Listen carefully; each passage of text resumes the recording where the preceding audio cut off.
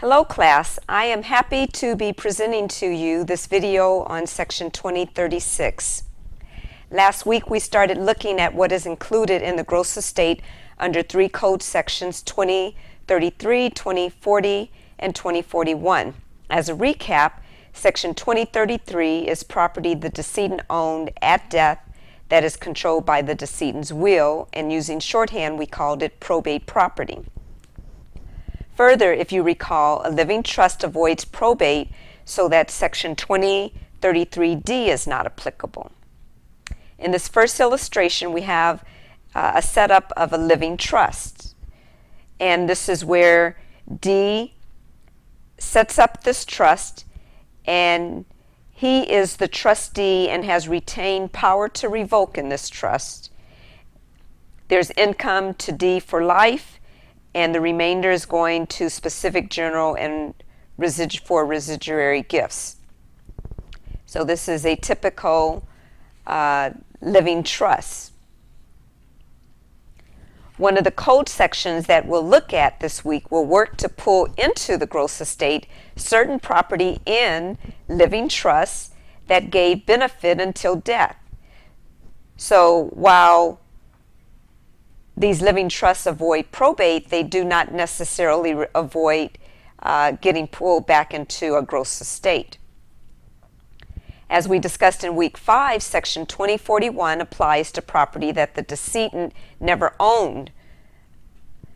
It's where the decedent held a general power of appointment after October 21st, 1942 at the date of death, or was subject to a general power of appointment that was either exercised or released, and that general power of appointment, as a result of the exercise or release, left the decedent with an interest in property which would be includable in the gross estate of a property owner under code sections 2036, 2037, or 2038. So you're considered the owner of a property for which you possess power, and it will be included in your gross estate when you die. So as you can see, there's a relationship between the code section 2041 we discussed last week and the pullback rules that we're covering this week in code sections 2036, 37, and 38.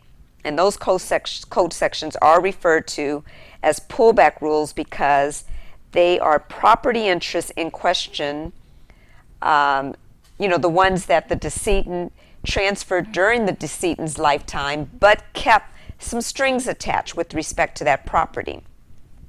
And it's those strings that were attached that creates an estate tax problem. So the notion is you own the property during your lifetime, and if you never do anything with it, it's included in your gross estate. However, if you transfer the property to someone else and keep a continuing economic interest in the property, as occurred here, or if power over that income or principal was maintained, it will result in the inclusion of the property in your estate.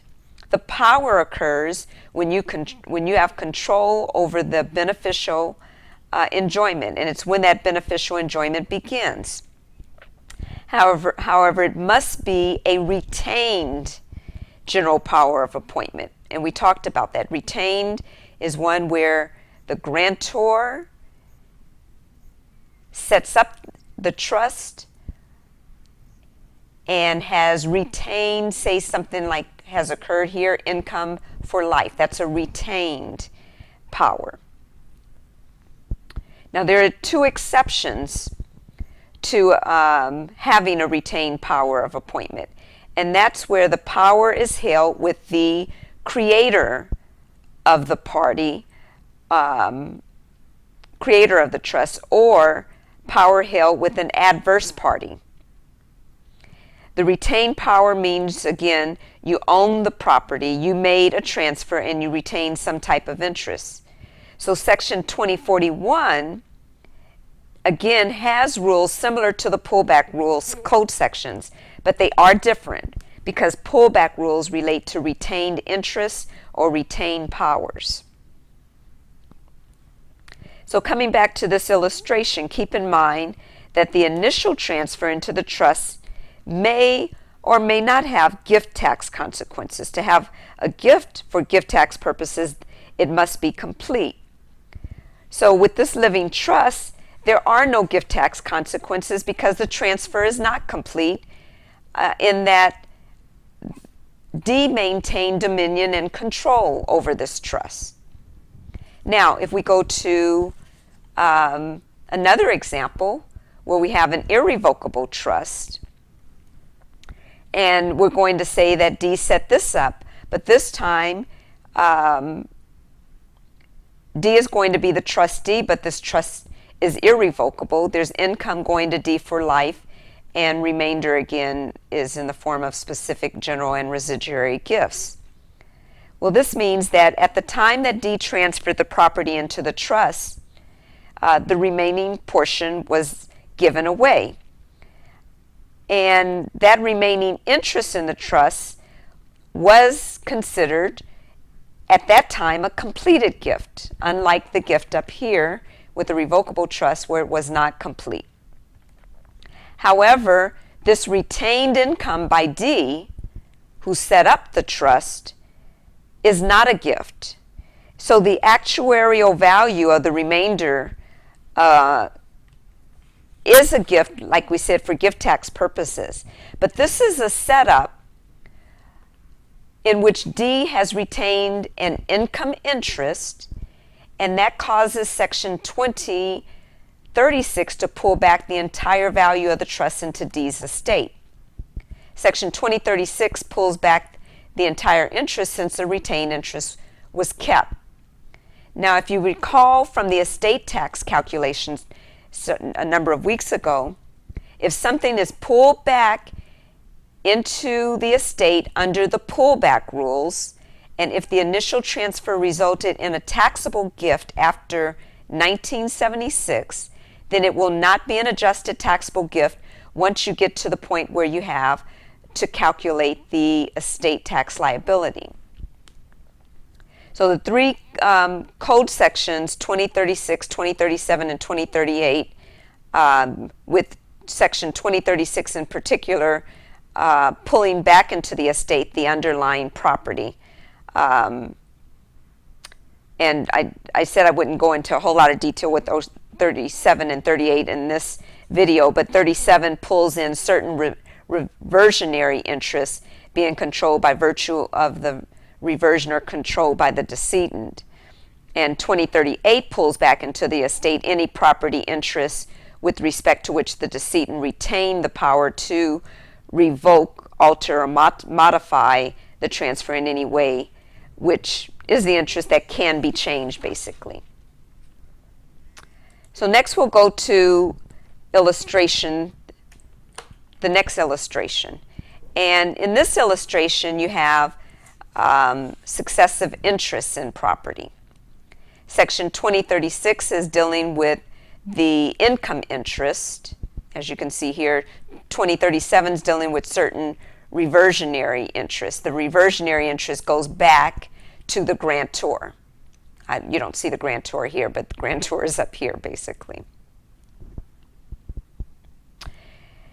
So under Code Section 2038, it can be either one of the successive interests. It can either be the income or the remainder interests to be pulled back into the estate. So if we have someone other than the decedent serving as a trustee, for example, there's no reason for any of the pullback rules to apply. However, if the decedent can remove the trustee and the powers that the trustee holds, then he or she is now considered as possessing those same powers. Section 2036A gives us the general rule, and it governs basically the possession or enjoyment or income from or right to the income from property or enjoyment of or from the property, as well as the retained power to determine who enjoys the right to possession or enjoyment of the income. And so we treat as income the use of the property in the same manner that we do income from the property. For example, a principal residence for which the decedent has given someone the right to live in and enjoy the home is the same as income being provided. So although they're not getting income from that property, their right to the possession or use and enjoyment of the property is equivalent to getting income from the property. And if the decedent keeps use of that property, that will cause the property to be included in the decedent's estate. Section 2036A2 includes in the gross estate the possession of the right, either alone or in conjunction with any person, to designate the persons who shall possess or enjoy the property or the income therefrom. That's how it reads. And that means that with respect to Section 2036A1 and 2, if I retain, for example, the right to that income, possession or enjoyment of the income, or as in A2, the right to say who gets the income or its possession or enjoyment, then the property will be pulled back into my estate. And there are three ways of measuring the length of time for which this life interest has been retained. One is the measure of a retention of the interest for life. Another is the period not ascertainable by death. And the final is the period that doesn't end before death. So with respect to the final one I just mentioned, the third measure relating to where the period doesn't end before death, let's look at that in this next illustration. And so in this next illustration, we are looking at a measure used with a provision that says you get income basically for life, but you don't get income in, say, the final quarter of your life in this particular example, and I'll go through that. So that's what the provision is calling for. So technically, if you haven't retained an income interest for life, you didn't get income in your final quarter of your life. But since you can't measure that interest without reference to the death, then we can't determine the length of the life interest because of the reference to the death, which means that Section 2036 will apply in this particular situation. So let's go through the example. So D is in his late 60s, and his actuarial life expectancy is another 12 years. Excuse me. If D dies after the 10-year term, which means that D would live, say, for 10 years and 1 day, then Section 2036 is not going to be applicable because there's nothing to pull back into D's estate because he's met the criteria, the 10-year criteria. If D dies before the 10-year term, then the assets in the trust are pulled back into D's estate. So it's going to apply if he dies before 10 years, but if he lives past the 10 years, remember there's that provision that's there. If he lives past the 10 years, then 2036 doesn't apply. So these type of trusts are called grantor retained trusts. D is basically betting on living past 10 years to be able to avoid having his this trust pulled back into his estate. So with respect to Section 2036, this is where you're going to have problems that's going to be encountered with respect to litigation and that type of thing. And it has a lot to do with the fact that there has been a maintenance of control over income, which means that the whole thing will be pulled back into the estate. So that's it for part 1 of this section on 2036, and please go to part 2 in the next video.